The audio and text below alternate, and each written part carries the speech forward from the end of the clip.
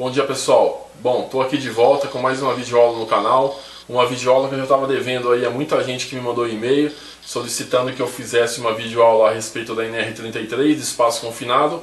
Então tá aí, tá? Vou passar para vocês um pouquinho do meu conhecimento aí a respeito de espaço confinado, devido a eu já ter trabalhado como bombeiro industrial, então eu pude acompanhar várias atividades dentro de espaço confinado, muitas vezes até entrando no interior do espaço confinado, primeiro para fazer uma avaliação correta do local. Então eu vou passar aí o máximo de conhecimento prático que eu conseguir para vocês aí, que possa ajudar quem está estudando e que está entrando na área agora. Bom, pessoal, primeiramente nós temos uma NR, a NR33, que estabelece requisitos aí para poder executar uma atividade no interior de um espaço confinado. Tá? Então qual é o objetivo da norma? Tá? É estabelecer os requisitos mínimos para identificação, reconhecimento, avaliação, monitoramento e controle dos riscos existentes nos espaços confinados. Esse é o objetivo da norma, tá? A fim de evitar aí o acidente, que muitas vezes em espaço confinado ou é fatal ou é grave e na maioria das vezes acaba tendo várias vítimas, né? Por falta de treinamento e capacitação dos trabalhadores, tá? Bom, a norma ela define para nós o que seria um espaço confinado, tá? Então, o que seria um espaço confinado? O item 33.1.2 da norma, ele traz para nós a seguinte informação, que o espaço confinado é todo o ambiente que ele não foi projetado para ocupação humana, aonde você tem ali uma restrição de entrada e de saída, e aonde, dependendo da atividade que você vai fazer, por provocar aí vapores tóxicos, ou você vai fazer uma atividade de solda, de maçarico, dependendo da atividade, aquele ambiente ele não é capaz de dissipar esses vapores tóxicos, aí, essa fumaça tóxica do próprio trabalhador. É um ambiente confinado, tá? Então, basicamente o espaço confinado é esse. É um ambiente que não foi projetado para a ocupação humana. Aqui eu tenho alguns exemplos de espaço confinado para que vocês possam entender. Nós temos galerias, digestores, tanques, tubulações, silos, né, caixa d'água. Para você que não é da área de segurança do trabalho, está entrando agora, eu vou te dar um exemplo bem fácil de você poder identificar um espaço confinado, é a torre de caixa d'água, né, aquelas caixas d'água enormes lá que são umas torres, que vocês podem ver aí na maioria das empresas, né, quando você vai fazer uma limpeza no interior dessa caixa d'água, né, os trabalhadores que vão executar essa limpeza, eles estão entrando num espaço confinado. Tá? Você não tem ali produto químico, você não vai ter a produção de vapores tóxicos, né? Mas o trabalhador muitas vezes vai ter que entrar numa escada marinheiro, você só tem uma entrada, a entrada e saída é pelo mesmo local. Então o interior da caixa d'água, tá? Para que você possa entender aí que você que não é da área, seria um espaço confinado. Tá? Bom, eu vou falar um pouquinho de um assunto muito importante, tá? Não só em espaço confinado, como na área em geral da segurança do trabalho, que é o direito de recusa do trabalhador de executar uma atividade. Tá? Esse direito de recusa ele está em várias NRs, em vários itens. Eu separei aqui, tá, o da NR9, tá? O item 9.6.3, ele diz para nós o que? O empregador deverá garantir que na ocorrência de riscos ambientais nos locais de trabalho que coloquem ou ofereçam risco grave e iminente de acidente aos trabalhadores ou terceiros, que esse trabalhador ele possa se recusar a executar aquela atividade.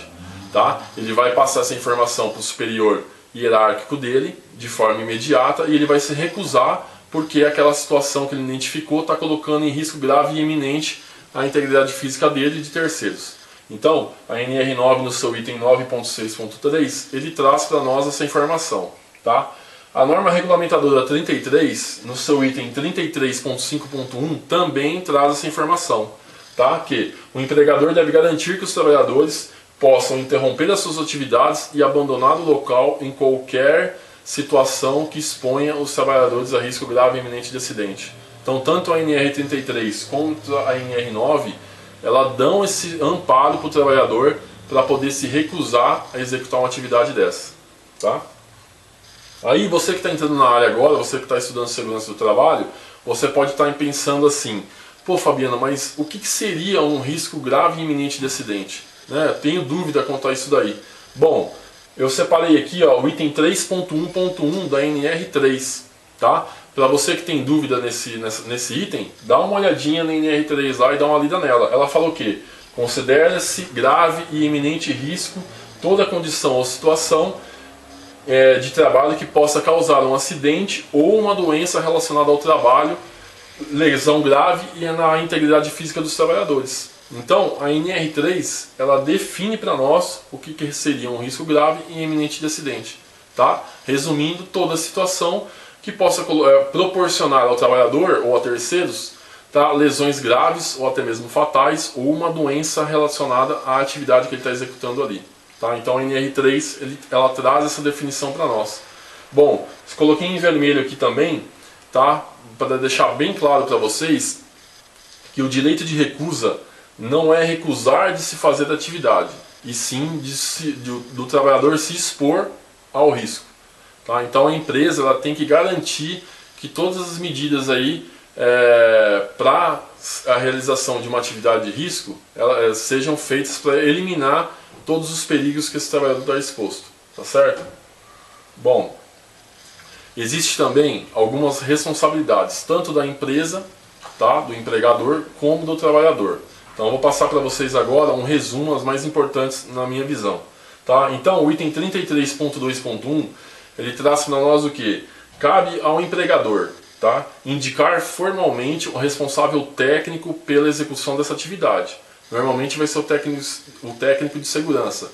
Ele é que vai fazer a permissão de entrada de trabalho, ele vai fazer a APR, tá? Ele vai ser o responsável por estudar o local onde vai ser feita essa atividade, tomar todas as medidas para que essa atividade seja feita de forma segura, tá certo? Bom, identificar todos os possíveis riscos, tá, de cada espaço confinado, tá? Garantir a capacitação contínua do trabalhador, tá, sobre os riscos, as medidas de controle, medidas de salvamento. Todo trabalhador, para executar uma atividade em espaço confinado, ele tem que ser capacitado. Tá? Não é qualquer um da sua empresa que vai entrar dentro do espaço confinado e fazer uma atividade. Tá? Bom, garantir que o acesso ao espaço confinado só aconteça depois da emissão da permissão de trabalho da entrada ou permissão de entrada de trabalho. Tá? Já trabalhei em vários locais. Cada local aí chama de um jeito, mas a ordem dos fatores aí não altera o produto, tá? Nunca antes, o pessoal não entra antes de fazer a permissão de entrada de trabalho, sempre depois. Por quê? Ali é onde ele vai ser informado de todos os riscos, como que ele vai fazer aquela atividade, quais as ferramentas que ele vai utilizar, tá? Infelizmente acontece muito isso daí. Eu que trabalho na fiscalização, eu chego no espaço confinado, nem foi feita a permissão de trabalho de entrada ainda e o pessoal já está lá dentro executando a atividade. Então não pode, pessoal, tá? Primeiro se faz a parte burocrática, se faz a APR, se faz a PET, que é a permissão de entrada de trabalho, depois o trabalhador entra e executa a atividade, tá? Bom, continuando ainda os deveres do empregador, tá? Fornecer às empresas contratadas informações sobre os espaços confinados, os riscos e exigir a capacitação dos seus trabalhadores. Não é porque a empresa foi lá e subcontratou uma atividade que vai ser feita dentro de um espaço confinado, que ela chega e fala assim, não, agora acabou, não tem mais problema comigo. Não, a empresa que ela contratou, ela também é responsável por aquele trabalhador subcontratado que vai executar a atividade no interior do espaço confinado. Ela é responsável e cabe a ela exigir a capacitação desses trabalhadores, o prontuário desses trabalhadores, tá? E ela tem que fornecer também informações sobre os riscos daquele espaço confinado que aquela empresa vai entrar, tá? Vai executar a atividade, tá? Cabe ao empregador também garantir, como nós já falamos anteriormente, que todos os trabalhadores possam interromper as suas atividades quando tiver algum risco grave e iminente de acidente, tá? Garantir informações atualizadas sobre os riscos e medidas de controle de cada acesso aos espaços confinados, tá? Todos esses aí são deveres do empregador. Também são deveres da empresa providenciar o que? Os EPIs aos trabalhadores, os equipamentos de proteção individual. Tá? Fornecer também os equipamentos de comunicação. Muitas vezes um espaço confinado ele é muito amplo e o vigia que vai ficar lá fora, ele perde o contato com o trabalhador lá dentro. Tá? Então esse contato tem que ser feito como? Através de rádio, tá? Tem que ter lanterna, tem que ter iluminação, tem que ter os equipamentos de resgate, como vocês podem ver aqui o tripé, para quem não conhece. Normalmente quando o espaço confinado ele é feito em diques, em caixa d'água, então você monta esse tripé aí na abertura de entrada e caso esse trabalhador se acidente lá dentro, fique inconsciente, tá? Você consegue içar esse trabalhador aqui pelo tripé, tá certo? Todos esses equipamentos quem tem que dar é a empresa, tá? E não o trabalhador, como já aconteceu, eu já presenciei, às vezes a empresa acabar fornecendo um equipamento para o trabalhador muito ruim e o trabalhador acaba comprando um melhor do próprio bolso, tá? Bom, vou falar um pouquinho para vocês agora dos direitos dos trabalhadores, tá? Então o trabalhador ele tem direito de conhecer todos os riscos do trabalho que ele vai executar, tá? Receber todos os equipamentos de segurança necessários para a execução dos trabalhos, tem que conhecer o trabalho a ser executado, tá? E conhecer os procedimentos e os equipamentos de segurança para executar o trabalho.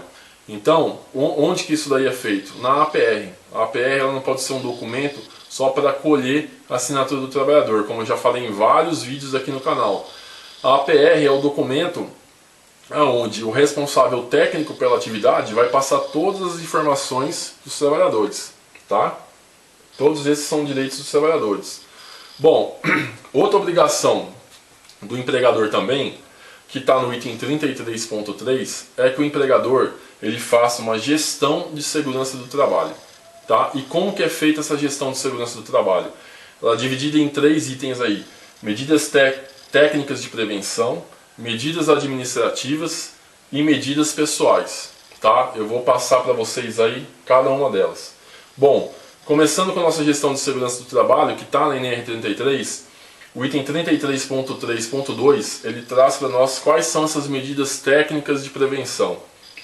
Então, a empresa ela tem que identificar esse espaço confinado, tá certo, pessoal? Tem aqui ó, isolar a entrada desse espaço para que só trabalhadores autorizados ingressem no interior desse espaço confinado. Ela tem que sinalizar, tá? Ela tem que fazer a medição dos gases para verificar se tem déficit de oxigênio, se tem enriquecimento de oxigênio, se tem vapores inflamáveis, antes do pessoal entrar. Ela tem que monitorar esse ambiente de trabalho, tá? Ela tem que proibir a ventilação com oxigênio puro, porque você acaba enriquecendo o ambiente de oxigênio e acaba gerando aí provocando um incêndio com qualquer faísca, tá? Testar os equipamentos de medição antes de cada utilização. Tem que ter um certificado de calibração nesses equipamentos, tá? Para quem não conhece os equipamentos, tá? Eu coloquei 2 aqui, ó, tá? Onde você vai fazer a medição ali se há gases inflamáveis, o nível de oxigênio, se há um nível de oxigênio seguro.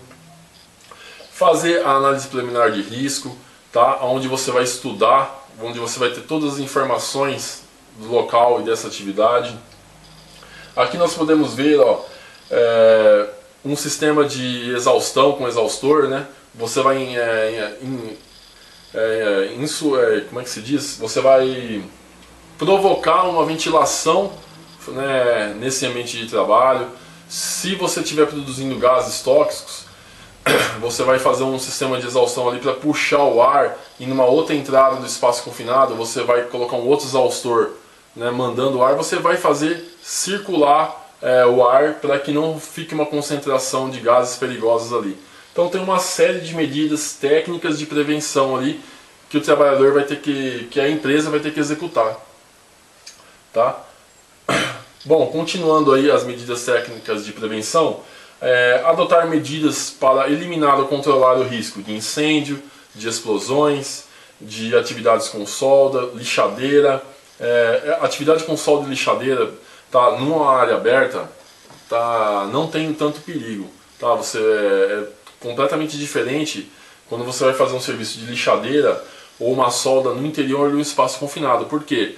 Como eu falei no início dessa videoaula, você não consegue dissipar esses vapores aí que são produzidos pela própria atividade. Então você vai ter que fazer um sistema aí com exaustor para fazer a troca sempre desse ar, ou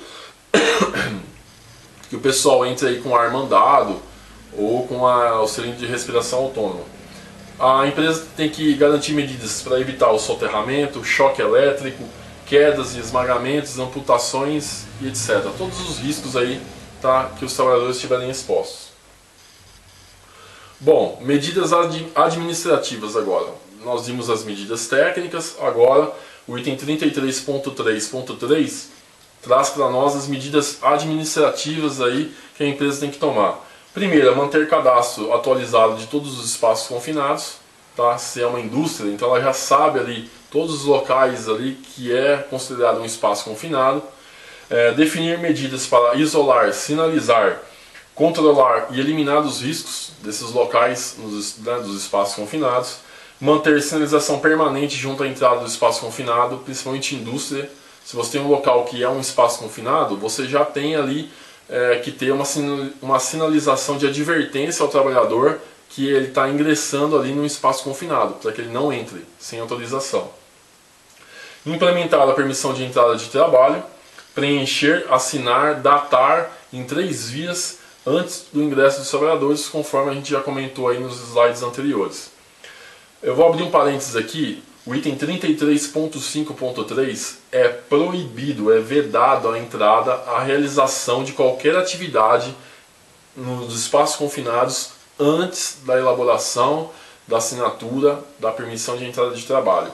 Como eu já falei lá, é proibido, tá? Não pode entrar ninguém no espaço confinado sem que a PET esteja devidamente preenchida e os trabalhadores tenham conhecimento desse documento. Não é só chegar lá no escritório, fazer a PET lá e colocar na gaveta. Não, ela tem que chegar até os trabalhadores, tá? Possuir um sistema de controle que permita a rastreabilidade da permissão de entrada de trabalho, tá? Não é simplesmente fazer a permissão de entrada de trabalho e jogar fora depois, tá? Você tem que armazenar esse documento. Bom, entregar para um dos trabalhadores autorizados, normalmente o vigia, uma cópia da PET. Por quê? Lá é que está todas as informações do espaço confinado, para ele poder ter ciência.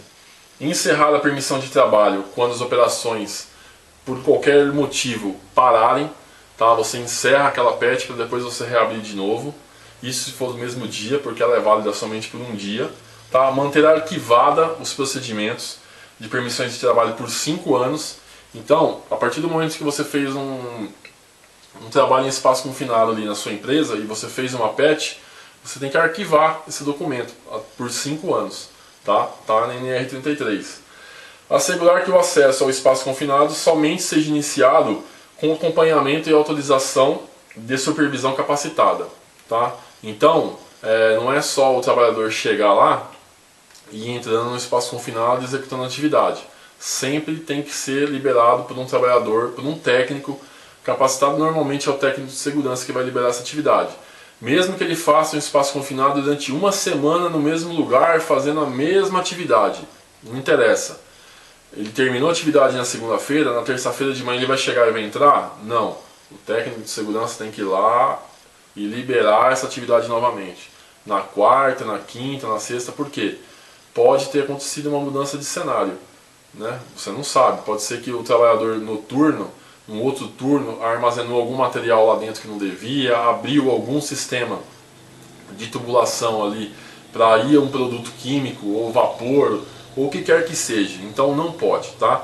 Toda vez que encerrar o espaço confinado diário, acabou ali aquele dia, no dia seguinte, mesmo que seja o mesmo lugar, a mesma equipe, um profissional técnico tem que ir lá para liberar aquela atividade novamente, tá?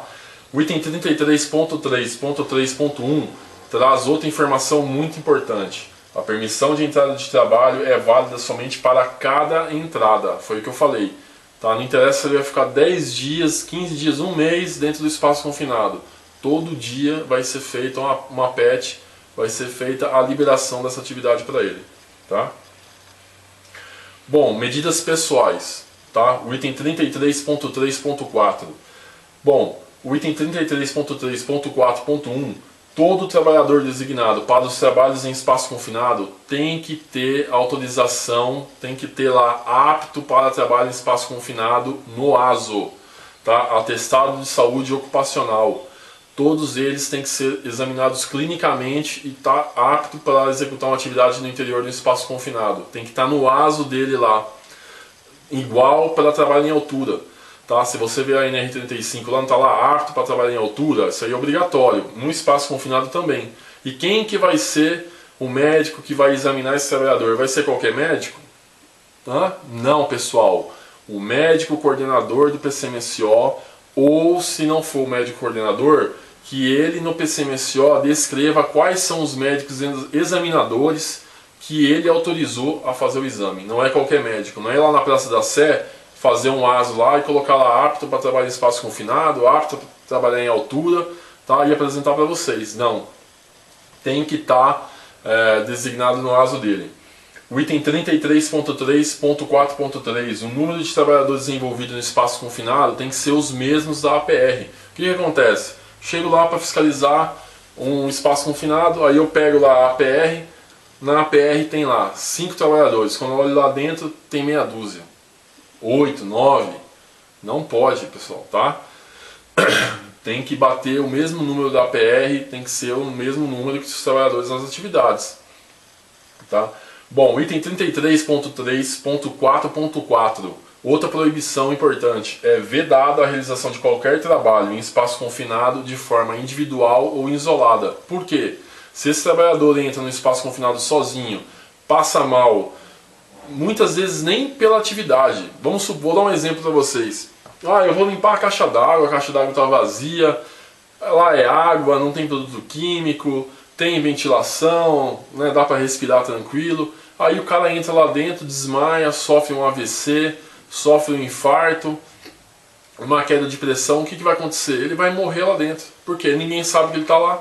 Até sentirem falta desse trabalhador, até irem procurar esse trabalhador, pode ser que ele já tenha falecido, tá? Então não é só num espaço confinado que tem produto químico ou que tem algum risco específico. Qualquer tipo de espaço confinado não pode ser feito de forma isolada ou sozinha. Sempre tem que ser no mínimo em 2, um lá dentro e um vigia lá fora. Sempre em contato com esse trabalhador, tá? Bom, medidas pessoais, continuando, o item 33.3.4.7 da norma. O vigia deve desempenhar as seguintes funções. Existem funções específicas para o vigia, tá?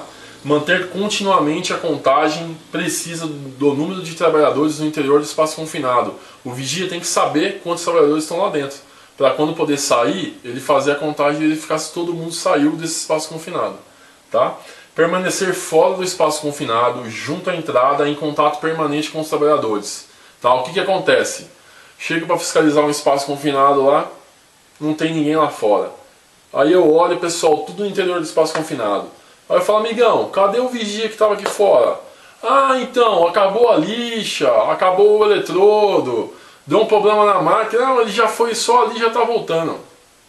Aí o cara vai buscar uma ferramenta, um equipamento, não pode, tá? Nesse minuto que o vigia saiu, é um minuto que acontece o acidente, tá? Não pode, se o vigia tiver que sair do local, todo mundo tem que sair do espaço confinado e aguardar lá fora. Tá? É item normativo, pessoal. Não pode sair. O vigia ele vai ficar plantado lá. Enquanto tiver alguém lá dentro, ele vai ficar lá, olhando. Ele não pode sair dali para fazer nada. Eu preciso ir no banheiro, não aguento. Ou vem outro vigia para substituir, ou sai todo mundo do espaço confinado. É simples assim, tá? Bom, adotar os procedimentos de emergência, acionando a equipe de salvamento público ou privada. Então, se ele identificar alguma emergência no espaço confinado, cabe a ele acionar as equipes de salvamento aí, ou da própria empresa ou o Corpo de Bombeiros em 193, tá? Ordenado o abandono do espaço confinado sempre que ele reconhecer algum sinal de perigo, alguma situação que vá colocar em risco a integridade física dos trabalhadores que estão no interior do espaço confinado. Toda vez que ele identificar uma situação dessa, tá? Ele tem que ordenar o abandono no interior do espaço confinado. É função do vigia também. Bom, continuando aí. O item 33.3.4.8, outra proibição. Tá? O vigia não poderá realizar outras tarefas que possam comprometer o dever principal, que é o de monitorar e proteger os trabalhadores, que é o que eu acabei de falar. Tá?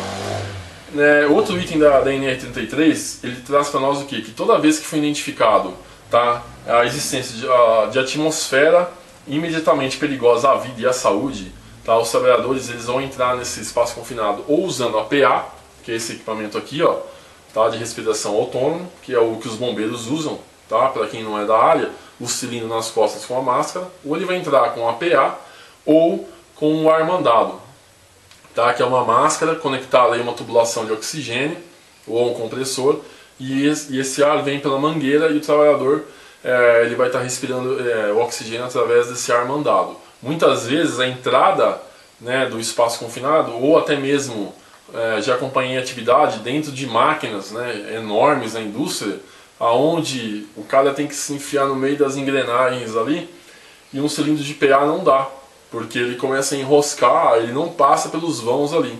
Então teria que ser essa linha de via, essa linha de oxigênio e de ar mandado, tá? Para quem não conhece, tá, nunca teve contato com esse equipamento, é isso aqui, ó, tá? O trabalhador, ele tem a máscara, essa mangueira azul aqui, ó, é da onde está vindo o oxigênio ligado a um compressor, e aqui é um purificador, tá? E tanto é que tem um aqui, ó, que eu coloquei para vocês, até uma plaquinha, ó, atenção, arco-fio em uso, não feche esta válvula. Por quê? Os trabalhadores estão lá dentro respirando através dela. Por isso é importante o vigia, por isso que o vigia não pode deixar o local. Imagine chegar um desavisado aqui, o que isso aqui está fazendo aqui no meio? Ele vai, desliga tudo, guarda tudo, e o pessoal dentro do espaço confinado respirando através dele. Aí o que vai acontecer? Vocês estão vendo esse cilindro pequenininho aqui, ó? Esse cilindro é de fuga, justamente para isso. Caso dê algum problema no arco-fio aqui, né, em algum dos equipamentos de fora que estão mandando oxigênio para esse trabalhador, ele vai desconectar a máscara dessa linha, vai conectar nesse cilindro aqui de emergência dele e vai conseguir deixar o espaço confinado, tá? Esse é um equipamento de ar mandado aí para quem nunca teve contato aí com esse equipamento. Bom, falando um pouquinho para vocês agora, a capacitação para trabalhos em espaço confinado, ela é obrigatória. É qualquer capacitação? Não. Tá? A NR33, ela cita para nós vários itens obrigatórios, como que deve ser feito essa capacitação do trabalhador. Tá? O item 33.3.5.1 é vedada a designação para trabalhos em espaços confinados sem a prévia capacitação do trabalhador. O trabalhador, qualquer trabalhador pode executar uma atividade em espaço confinado? Não, pessoal, tá? Eu já presenciei um acidente quase que fatal, porque o cara, um era pintor e o outro era ajudante de pintor. Tá? Os dois entraram num cilindro, tá? Como se fosse um dique na horizontal enorme, mais ou menos aí uns 15, 20 metros de comprimento. Mais ou menos o vão que eles tinham era 1 metro, tá? Com ar mandado, um produto cancerígeno que é absorvido pela pele. Eles não tinham macacão para proteção de produto químico, entraram do mesmo jeito. Eu, quando era bombeiro, tentei barrar a atividade, o técnico de segurança liberou, tá? Os trabalhadores tiveram queimadura por absorção desse produto, quase morreram no interior do tanque 2 vezes, porque ele não sei o que ele conseguiu fazer lá, que ele conseguiu fazer dobrar a mangueira aqui, ó, e ele mesmo fechou o fluxo de oxigênio dele. Ele não prendeu a máscara direito, quase se intoxicou lá dentro. Só não morreu de sorte, tá?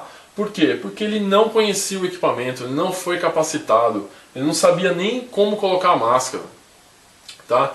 Então, é obrigação da empresa, é dever da empresa capacitar esses trabalhadores, tá? Tem que ser capacitado. A NR ela é clara, não pode entrar um trabalhador dentro de um espaço confinado se ele não foi capacitado. Tá? Esse equipamento aí de ar mandado, você tem que trabalhar com ele, senão você tem que saber trabalhar com ele, senão você morre usando a máscara, tá? Bom, validade da capacitação do trabalhador, tá? Tem uma validade. A cada 12 meses, o trabalhador tem que fazer uma reciclagem desse curso, tá? Todos os trabalhadores autorizados e vigias devem receber capacitação periódica a cada 12 meses, tá? Bom, continuando aqui.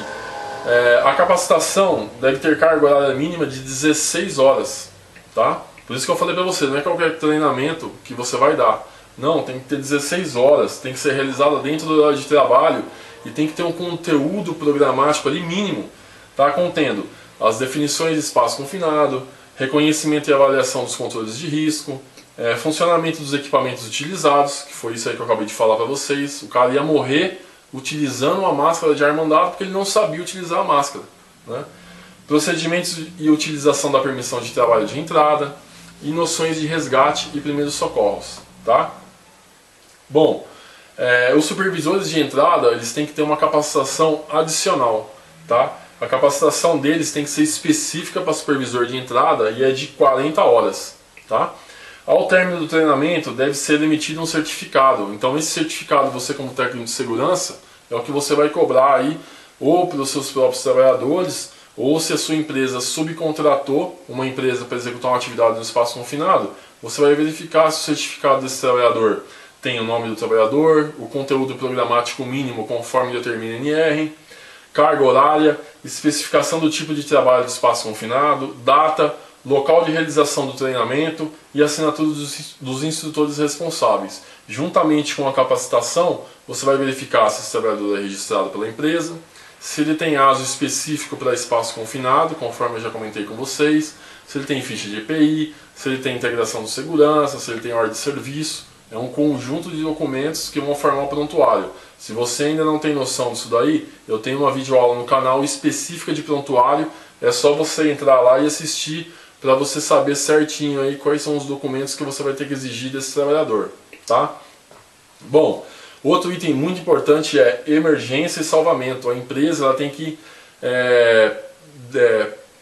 que fornecer meios para que os trabalhadores consigam fazer um resgate em espaço confinado. Tem que ter equipamento lá e tem que ter profissional treinado, tá? O item 33.4.3 diz que a capacitação da equipe de salvamento deve contemplar todos os possíveis cenários de emergência que possam ocorrer naquela atividade. Não adianta a empresa chegar para mim e falar assim, ó, eu tenho o João e o Ricardo aqui, ó, eles estão aptos para executar um resgate aqui em espaço confinado. Mas esse trabalhador tem treinamento? Primeiros socorros, ele sabe o que fazer, ele sabe como instalar um equipamento de emergência naquele trabalhador que está inconsciente dentro de um espaço confinado, ele sabe como que ele vai conseguir retirar esse trabalhador lá de dentro, né?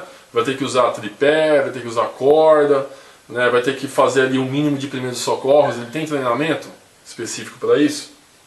Bom, o item 33.4.1, o empregador deve elaborar e implementar procedimentos de emergência e resgate, incluindo, no mínimo, descrição dos possíveis cenários, tá, de acidentes obtidos a partir da APR.